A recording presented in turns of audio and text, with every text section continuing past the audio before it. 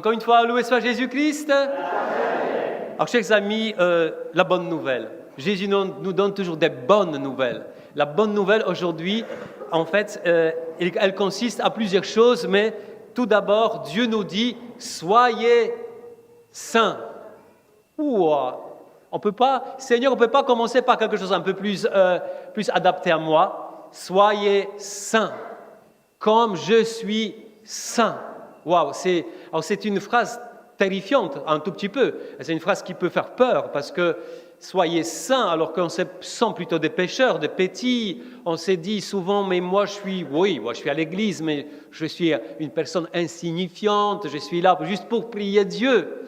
Et pourtant, Dieu nous répète, c'est un ordre, c'est un commandement. C'est pas un conseil. Si tu veux bien, un jour, surtout quand il y a des bons jours, sois saint, sainte. Et quand tu as des mauvais jours, vas-y, lâche-toi. Non, Dieu dit, pour tous les jours de notre vie, sois saint, sois sainte, comme moi je suis saint.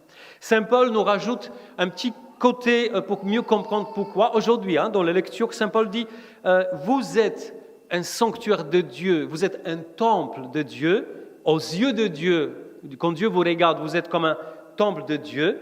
Et Saint Paul nous dit, le sanctuaire de Dieu est saint, normalement, eh bien, c'est sanctuaire, c'est vous, donc vous êtes des saints. Alors, vous voyez, c'est parce que Dieu qu'on nous regarde comme, pourquoi sanctuaire? Qu'est-ce que le sanctuaire de Dieu, le temple de Dieu, nous qui sommes des chrétiens quand même, ça doit nous faire un petit tilt, ça doit nous faire penser à quelque chose. Quand on parle de temple de Dieu, on pense au temple de Jérusalem. Et au temple de Jérusalem, à l'intérieur de ce temple, il avait une fonction particulière qu'à l'intérieur, il y avait la présence de Dieu qui habitait. Donc si Saint Paul, ça veut dire la parole de Dieu, attention, si la parole de Dieu nous dit « Vous êtes, aujourd'hui c'est toi qui es temple de Dieu », Dieu veut habiter en toi, sa présence, et pourquoi tu es saint. On t'appelle un saint. Sainte. D'ailleurs, Saint Paul, quand vous lisez la Bible, vous voyez ça très souvent dans les lettres de Saint Paul, quand il s'adresse à des chrétiens, il dit « Je m'adresse à tous les saints qui se trouvent à l'église de Thessalonique, etc. » Moi, je m'adresse aujourd'hui à tous les saints qui se trouvent à l'église de Saint-Roch, de Fréjus-Plage. Amen ou pas amen? Alors vous allez me dire, si ces pères savaient qui je suis vraiment, ce que je suis capable de faire, ou dire parfois, c'est pas vraiment rien à voir avec la sainteté. Oui, mais ce n'est pas lié à toi, ça vient pas de toi. C'est un projet de Dieu, Dieu qui a un projet sur ta vie, et ça s'appelle la sainteté. Le Concile Vatican II, il y a une 50aine d'années, il a appelé cela à toute l'Église catholique d'une manière très forte. Pourquoi? Parce qu'on croyait jusque-là, on a oublié tout petit peu, on croyait que des gens saints dans l'Église catholique, c'était surtout des prêtres, des religieux et des religieuses. Et tous les autres, c'était, comme on peut. Et du coup, le Concile a dit non, ça il faut pas, ça c'est une façon mauvaise de croire, de comprendre les choses. Tout le monde, tous, sont également, de la même manière, appelés à être des saints, à vivre quelque chose de fort avec Dieu et à rayonner cette sainteté sur le monde. Alors, donc ça c'est la première chose. Le premier pas quand même, Saint Paul rajoute qu'il y a un premier pas. Il dit, du coup, tout vous appartient, tout. Le monde vous appartient, la vie, la mort, le présent, l'avenir vous appartient. Waouh, qui voudrait que l'avenir puisse vous appartenir? Levez la main. Moi, je voudrais bien que l'avenir puisse m'appartenir parce que je voudrais bien. Oui, c'est normal, c'est l'avenir. Seigneur, qu'est-ce que tu prépares pour moi dans l'avenir? Je voudrais bien que ce soit quelque chose de magnifique. Et Saint Paul dit, l'avenir appartient aux saints. Il n'y a pas de problème. Par contre, c'est à la fin, mais vous êtes au Christ. C'est-à-dire le premier pas pour accepter et vivre cette sainteté que Dieu a prévue pour nous, c'est donner sa vie au Christ, donner notre cœur au Christ, donner notre âme au Christ, déjà sur cette terre, donner tout ce que nous sommes au Christ. On appelle ça, donner sa vie au Christ. Et c'est là qu'il va nous rendre tout par la suite. Deuxième chose, Jésus, deuxième point, deuxième étape, c'est vivre pour être saint, c'est vivre selon la loi que Jésus est venu nous donner sur cette terre, la loi de l'amour. Qui voudrait vivre la loi de l'amour? Lève la main. Ah, ça va mieux, hein? Ça, vous avez mieux compris. Bien sûr, la loi de l'amour. Et la loi de l'amour était donnée par Jésus d'une manière particulière dans le sermon sur la montagne, au mont des Béatitudes.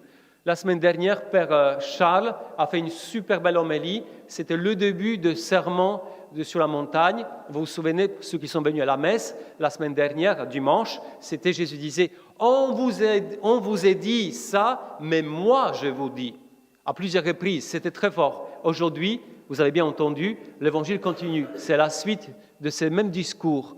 Jésus, sur le mont des Béatitudes, il donne la loi de l'amour.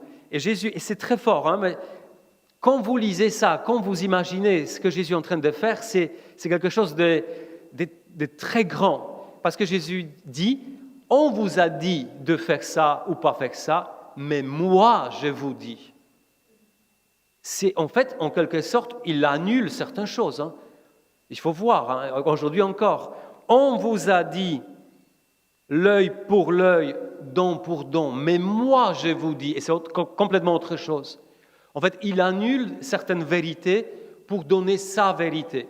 Et c'est pourquoi on peut déjà, là en voyant ça, on voit que Jésus est Dieu.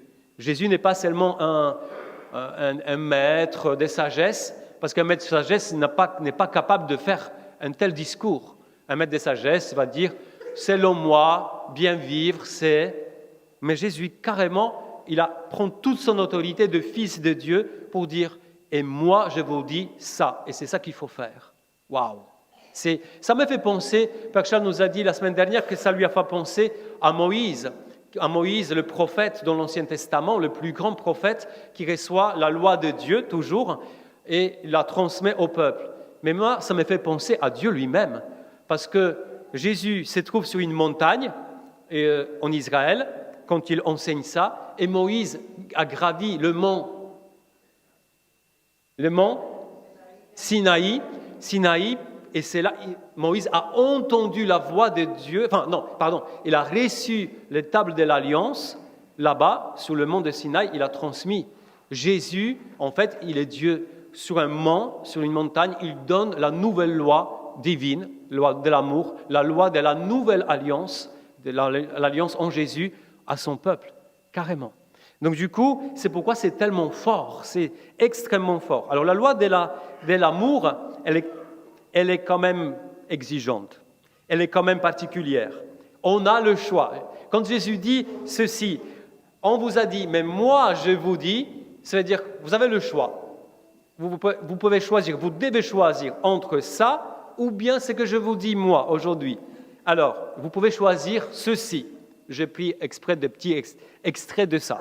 Vous pouvez choisir ceci, l'œil pour l'œil, dent pour dent. Tu aimeras ton prochain, tu haïras ton ennemi. Moi, je le résume en 2 phrases. Banzai! Ou bien, j'aime bien le film Rambo. Hein, vous connaissez tous ces films de Rambo. On a demandé un jour à Rambo, qui êtes-vous? Et sa réponse était, ton pire cauchemar. Voilà. Ça, c'est dent pour dent, l'œil pour l'œil. Tu deviens le pire cauchemar de l'autre. Ça, c'est sûr. Alors, tu vas être sûr. Ou bien, donc, alors, ça veut dire quoi concrètement, l'œil aujourd'hui? On ne va pas couper, même s'il y a des pays encore, attention, que cette loi est appliquée. Tu as volé quelque chose avec ta main, on te coupe la main. Ça existe encore. Pas chez nous, mais ça existe. Mais aujourd'hui, quand même, on ne va pas le faire. Mais quand même dans notre paroisse, dans toute communauté, même dans une famille, on a des comportements un peu de ce style. Hein. Par exemple, puisque tu n'as pas dit bonjour aujourd'hui, enfin, tu penses comme ça, ou les gens pensent comme ça dans leur cœur. Puisque tu n'as pas dit bonjour aujourd'hui, il n'y a pas de problème. Mais pour la suite, tu vas voir.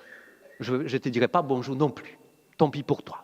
Enfin, des pensées comme ça. Ça, c'est l'œil pour l'œil, dent pour dent. C'est exactement le même principe. Ou bien,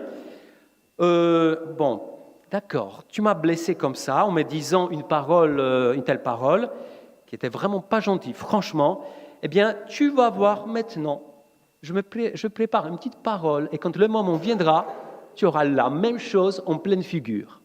Ça, c'est encore la même chose, l'œil pour l'œil, dent pour dent.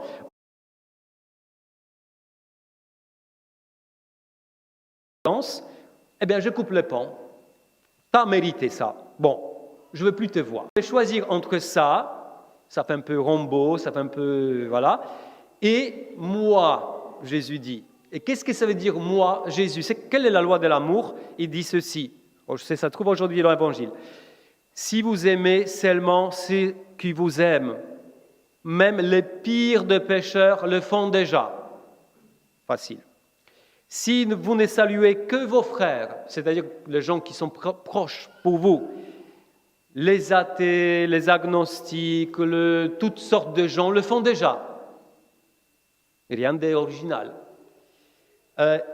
Jésus dit, par contre, si tu décides de ne pas riposter aux méchants, si tu décides d'aimer tes ennemis et prier pour ceux qui te persécutent, c'est là où tu vas ressembler à ce Dieu qui t'a dit un jour, sois saint comme je suis saint.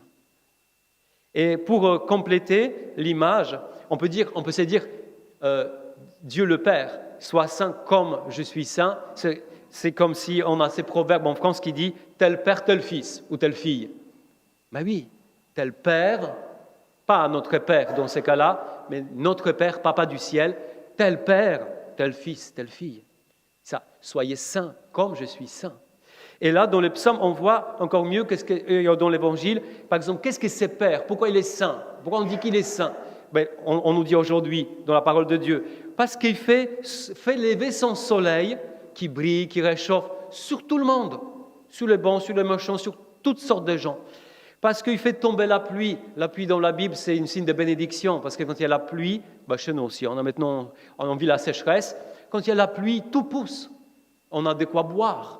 Eh bien, il fait tomber la pluie sur tout le monde. Il ne regarde pas le péché des autres, sur les pécheurs, sur les bons, sur les justes. Il pardonne sans compter. Il te couronne. Il couronne tout le monde avec son amour. Tu reçois la couronne de l'amour de Dieu. Il est plein de tendresse. Il ne nous rend pas selon nos enfances. Il met loin de nous nos péchés. Alors que nous, parfois, on garde nos péchés, on se sent mal. Dieu éloigne, il prend tes péchés, il les repousse loin de toi pour que tu puisses te sentir libéré. Ça, on appelle Dieu saint. Et c'est pourquoi il nous demande d'être comme lui. Alors, ça, c'est une force particulière, ça, c'est la loi de l'amour. C'est la loi que Jésus vient d'apporter sur cette terre et il nous demande de l'appliquer. Enfin, on a le choix. Et aussi, cette loi, elle est si bien importante pour nous personnellement que pour la vie en communauté. Saint Paul, dans sa sagesse, la parole de Dieu nous donne l'image de vivre en communauté comme si c'était un corps humain. Vous vous souvenez? Le corps humain, voilà, nous tous ici, à Saint-Roch par exemple, nous constituons un corps humain avec ses membres, avec ses organes, ses membres. Il y a des mains, il y a des pieds, il y a toutes sortes d'organes, mais nous faisons un tout. Voilà, moi je vous vois avec nous, avec les prêtres, avec tout le monde, nous faisons un tout. Imaginez-vous un instant, dans nos relations, justement, dans nos relations, si votre main, déjà dans votre vie, allez, vous faites, mesdames, messieurs, vous faites de la cuisine à la maison, vous coupez un bon saucisson bien sec pour l'apéro, mais il est tellement sec que votre couteau glisse et vous blessez le doigt de l'autre main. Est-ce que vous dites, cette main qui a tenu le couteau, elle est franchement méchante, elle m'a blessé. Alors du coup, avec l'autre main, vous battez votre main, là, celle qui a tenu le couteau. Ouais, c'est méchante. Ou bien vous marchez dans la rue, vous courez dans la rue et vous tombez par terre. Et du coup, vous vous relevez, vous dites, c'est le pied gauche qui a suivi à la faute. Et vous donnez des coups de pied avec l'autre jambe à votre jambe gauche. Ou la tête, vous avez oublié que la messe à Saint-Roch, elle est à 10h30 et vous êtes arrivé à 11h30 et c'est presque la fin. Et vous rentrez à la maison, cette tête, n'importe quoi, et vous cognez la tête contre le mur. C'est ta faute, la tête. Non, vous ne l'êtes pas. Si vous le faites, dites-le moi, j'appelle l'hôpital psychiatrique, ils viendront vous chercher. Hein? Bon, c'est normal. On s'est dit, mais mon père, mais vos exemples sont exagérés, bizarres. Mais oui, il faut prendre des médicaments au moins, enfin, forts, à la maison, ou se soigner. Bon, mais on ne se comporte pas comme ça. Mais nous sommes tous le corps du Christ. Nous faisons ensemble, nous sommes tous d'un membre d'un même corps. Et c'est vrai que parfois, on est blessé ou un membre de notre corps est défaillant. Nous sommes tous des défaillants d'ailleurs, mais défaillants. Et du coup, si on commence à frapper par la parole, par notre mauvaise humeur l'autre, nous-mêmes, on va souffrir aussi. Parce que quand une main qui était blessée frappe l'autre, on a mal quand même. Enfin, c'est juste pas la main qui souffre. Moi, j'ai mal. Enfin, en tout cas, je me suis frappé tout à l'heure. J'ai mal, je sens le mal. Mais c'est la même chose. Du coup, vous voyez, c'est pour ça qu'on appelle ça la loi de l'amour. Et elle est très difficile. Alors ça, c'est presque fini. Elle est très difficile, cette loi. C'est pourquoi la parole de Dieu nous dit, et c'est la vérité, que Dieu nous a donné l'esprit d'amour, l'Esprit Saint. Parce que humainement, vous pouvez comprendre cette loi d'amour. Comme maintenant, dans la tête, vous dites, c'est vrai. Ça, c'est vrai. C'est vrai que ça fonctionne comme ça. C'est vrai que une fois que j'étais méchante avec l'autre ou j'étais désagréable, en fait, ça s'est retourné contre moi. Je n'étais pas bien moi non plus après. C'est vrai, nous fonctionnons comme un corps ensemble, qui souffre ou parfois qui est dans la joie aussi. Mais j'essayais de changer, mais je n'arrive pas. Et c'est là entre le Saint-Esprit, l'Esprit d'amour. Saint Paul nous dit ceci, que la première loi de Dieu a été écrite sur les tables des pierres. Ça, c'est Moïse.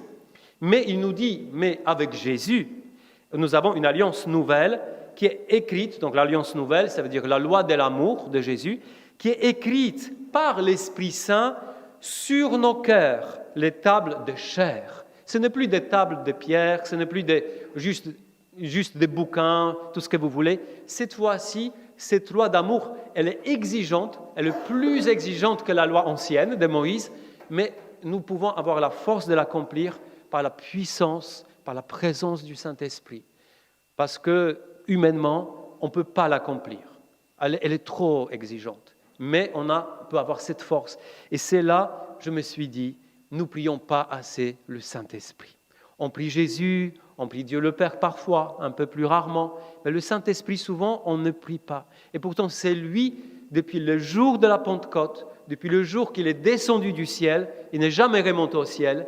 Jésus est remonté au ciel le jour de l'Ascension, mais l'Esprit Saint est descendu sur la terre le jour de la Pentecôte, et depuis, il reste sur la terre, il reste dans nos cœurs, il reste disponible pour que nous puissions le prier, l'accueillir, et pour que le Saint-Esprit, par cet amour incroyable de Dieu lui-même, puisse transformer nos cœurs, nos comportements, nos paroles.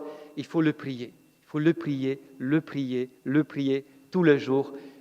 Vous vous réveillez le matin, vous ouvrez les yeux, vous dites « Saint-Esprit, je t'accueille ce matin, je vais vivre des choses incroyables avec toi. Merci pour tout ce que tu as prévu aujourd'hui pour moi. Amen. »